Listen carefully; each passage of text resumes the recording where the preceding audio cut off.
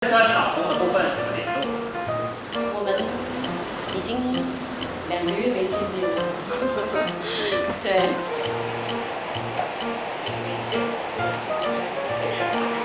怎么说呢？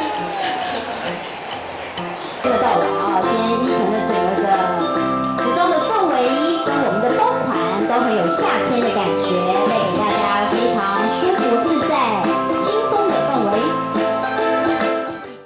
跟老公的部分怎么联络？我们已经2个月没见面了。对，那联络嘛，就是大家也都知道的通讯软体啦，就这个时候都要活用。对啊，包括可能远距离的啦，或者是探病的啦，或者是因为居家隔离你没有办法，也最好不要亲自去探访的人啦、朋友，我觉得就是保持那个联系，然后持续的关心，不要因为去旅游就变成了一道阻碍。应该还没有吧，还没有办法回来。对啊，回来的时间啊，我觉得可能暑假了吧，很难说。即将破纪录。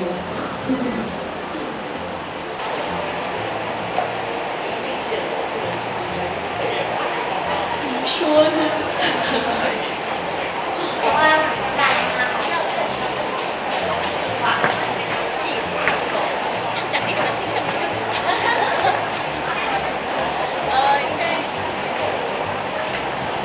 反正刚刚说，他们应该不会看娱乐新闻，好，反正就是应该各送一个 Kipling 包跟我想炖卤肉给他们吃吧，从小都是吃，不是啊，我妈妈那边是从小，对啊，我不会有卤肉，我觉得卤肉是算台湾很道地的一个家庭料理，所以我这次是有想说，就不要出去吃大餐了，可能就会自己做一道这个东西。对，然后跟他们分享这样，有做的事，跟在家什么？在家嘛，做了什么以前没有做的事吗？